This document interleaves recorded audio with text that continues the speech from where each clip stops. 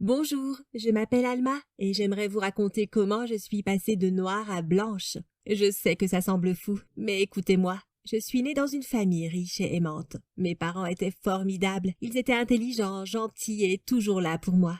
J'ai tellement appris d'eux et ils ont encouragé ma curiosité naturelle à chaque étape de mon parcours. Je sais que je voudrais être comme eux quand je serai grande. Ils possédaient une grande entreprise qui vendait des fournitures médicales et cela fonctionnait très bien. Ils avaient beaucoup d'employés et ils les ont toujours traités équitablement. Cela m'a appris comment je devais me comporter avec les autres. Quel que soit leur statut social et leur race, je devais toujours être gentil et poli envers eux. Maintenant, je dois admettre que nous étions une des rares familles noires dans mon quartier quand j'ai grandi. La plupart des enfants de mon école étaient blancs et je connaissais peu de gens qui me ressemblaient, à part ma famille.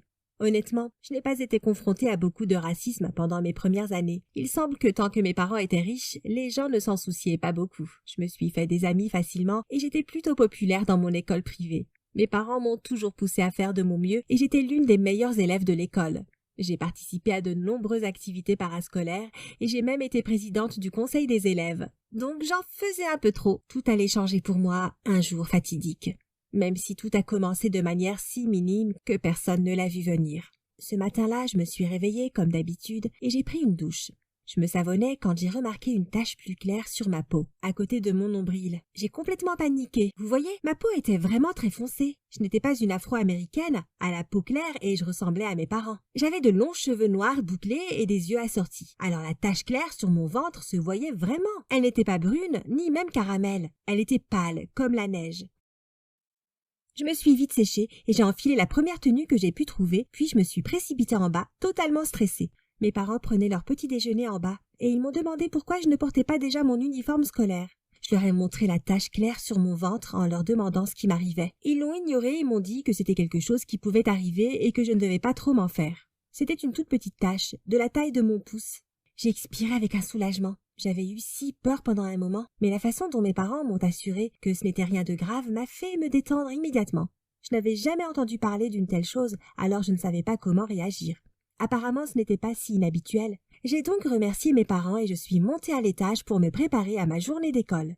Lorsque je suis rentrée des cours plus tard dans la journée, j'ai décidé de faire une recherche sur ma tache blanche en ligne. Je savais que mes parents m'avaient assuré qu'il n'y avait pas lieu de s'inquiéter, mais j'étais naturellement curieuse. Je voulais en savoir plus. Ce que j'ai trouvé sur Internet confirmait en gros tout ce que ma mère et mon père m'avaient dit. J'ai donc décidé qu'il valait mieux ne pas s'en préoccuper et laisser tomber la question. J'avais une petite tache blanche sur le ventre et c'était tout. Elle n'était même pas visible, sauf si je portais un bikini ou si quelqu'un me voyait nue. Donc ce n'était pas si grave. Quelques jours ont passé et rien n'a changé. Alors le problème a été rapidement oublié. C'est ainsi que je me suis réveillée un matin de la semaine suivante et que j'ai remarqué que la tache avait changé. Elle n'était plus aussi grosse que mon pouce, mais plus grosse que mon poing. J'ai crié et je me suis précipitée en bas. Mes parents se sont souciés de mon glapissement, bien sûr, et ils m'ont demandé ce qui n'allait pas. Je leur ai montré mon ventre, et c'est là qu'ils ont commencé à s'inquiéter aussi. Une toute petite tache, ce n'était rien de grave, mais ça devenait de plus en plus gros. Ils ont immédiatement pris rendez-vous avec un dermatologue pour l'après-midi même. D'habitude, les gens mettent plus de temps à consulter un spécialiste, mais l'influence de mes parents m'a tout de suite fait passer en tête de la file d'attente.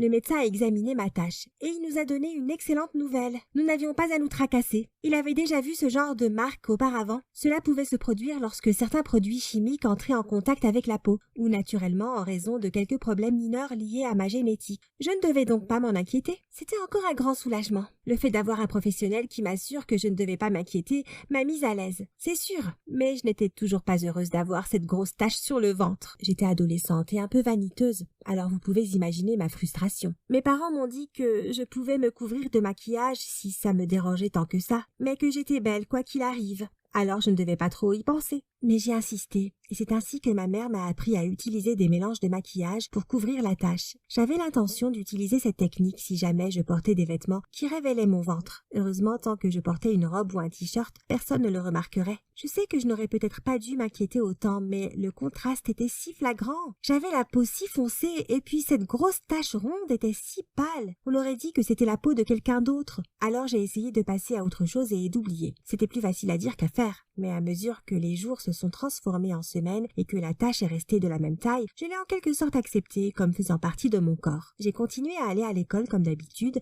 et j'ai même fait un petit voyage avec mon club de débat. Nous avons remporté la première place lors du concours. Et quand je suis rentrée, ma mère et mon père m'ont emmené dîner pour fêter ça. Tout semblait normal. Puis la veille de mon 17e anniversaire, mon monde a été bouleversé. Comme cela s'était déjà produit 2 fois auparavant, je me suis réveillée pour remarquer que ma peau sombre avait des taches blanches.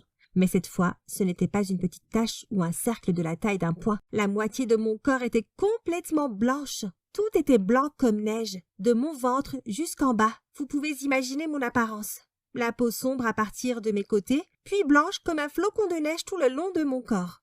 Ce n'était plus une tache, c'était toute la peau. J'ai poussé un cri à vous glacer le sang, et mes parents se sont précipités dans ma chambre immédiatement, pensant que j'avais eu une sorte d'accident. Quand ils m'ont vue, ma mère a failli s'évanouir. C'était impossible. Comment cela avait-il pu arriver? Mes parents m'ont immédiatement emmené voir le dermatologue. Ils n'ont même pas pris de rendez-vous. Ils m'ont juste conduite là-bas et ont exigé que je sois vue tout de suite. Le médecin a été choqué par ce qu'il a vu quand je lui ai montré mes jambes et mon ventre. Il était déconcerté. Il était clair qu'il ne savait pas ce qui se passait. Mes parents étaient furieux contre lui. Il leur avait dit que tout irait bien. Et maintenant, la peau de leur fille avait radicalement changé. Ils l'ont menacé d'un procès. Vous ne pouvez qu'imaginer à quel point ils étaient en colère. C'est alors que le médecin a appelé d'autres collègues et qu'ils ont commencé à me faire passer toutes sortes de tests. Certains étaient inoffensifs, d'autres un peu douloureux. Mais je les ai tous subis. Je voulais savoir ce qui m'était arrivé et comment y remédier.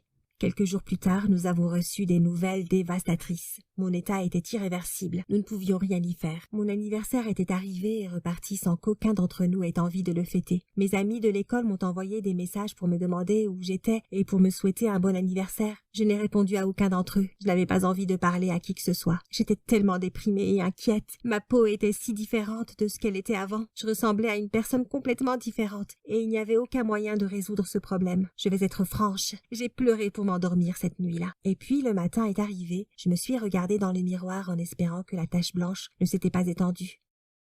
J'ai été sidérée de voir à quoi je ressemblais. J'étais blanche. Complètement blanche de la tête aux pieds. Il ne restait rien de ma peau noire. J'ai commencé à pleurer et il m'a fallu un certain temps pour aller parler à mes parents. Je ne savais pas comment leur montrer ce qui s'était passé. C'était comme si leur fille était une toute nouvelle personne. Je ne leur ressemblais plus du tout. Je ressemblais juste à mes camarades de classe, avec des cheveux très bouclés. Finalement, je suis descendue et mes parents m'ont regardée en état de choc. Ma maladie rare avait pris possession de toute ma peau. Ils m'ont serré très fort dans leurs bras quand ils m'ont vue si bouleversée. Ils m'ont dit qu'ils m'aimeraient toujours, quoi qu'il arrive. Après cela, j'avais l'impression que je ne pourrais jamais retourner à l'école. J'en suis arrivée à manquer quelques semaines, mais finalement mes parents ont insisté pour que j'y retourne. J'ai dû apprendre à faire face à ce qui m'était arrivé et à affronter le monde qui m'entourait. Bien sûr, je voyais un thérapeute, mais ce n'est pas un remède magique. Il faut du temps pour traiter un changement aussi radical. Quand je suis retournée à l'école, les gens ne m'ont pas reconnue au début. Vous ne pouvez qu'imaginer leur réaction lorsqu'ils ont découvert qui j'étais. Beaucoup d'étudiants ont commencé à se moquer de moi, pensant que je l'avais fait exprès, que je voudrais être blanche et que j'avais payé pour que ma peau soit aussi pâle. J'ai essayé d'expliquer ma maladie, mais peu de gens m'ont cru. C'est moi qui ai mis le plus de temps à accepter mon nouveau moi. J'ai passé des semaines entières à me sentir vraiment déprimée, et même me lever le matin était un combat. Je ne me reconnaissais pas dans le miroir et je détestais me regarder. Je n'aimais pas la façon dont mes vêtements paraissaient sur moi. Mais peu à peu, j'ai commencé à accepter que ce qui m'était arrivé était irréversible. Il n'y avait pas de retour en arrière et j'avais besoin d'avancer dans ma vie. J'ai été acceptée dans l'université de mon choix et cela m'a quelque peu remonté le moral. Mais là, tout le monde pensait que j'étais blanche, alors ils ont été surpris quand je leur ai montré des photos de mes parents. Les gens me demandaient souvent si j'avais été adoptée. Lors d'un de mes cours, j'ai rencontré ce garçon extraordinaire, Marc. Il avait la peau foncée, tout comme ma famille. Nous avons commencé à sortir ensemble, et il m'a fait me sentir à nouveau heureuse et accomplie. Quand il m'a demandé en mariage, je lui ai révélé la vérité sur ma maladie et lui ai dit que si nous avions un jour des enfants, ils pourraient passer par le même processus. Il m'a dit qu'il s'en fichait et que si cela arrivait, au moins nous saurions comment faire face à cette situation. J'étais tellement soulagée qu'il n'ait pas flippé. Cela a prouvé qu'il était le bon garçon pour moi. Mes parents adorent vraiment mon fiancé et ils me soutiennent et m'aiment toujours autant qu'ils l'ont fait pendant toute mon enfance. Sincèrement, je me sens bénie, quelle que soit la couleur de ma peau. Marc et moi allons bientôt nous marier, et le mariage aura lieu au printemps. Merci de nous avoir regardés. S'il vous plaît, n'oubliez pas de vous inscrire et de regarder d'autres vidéos sur la chaîne.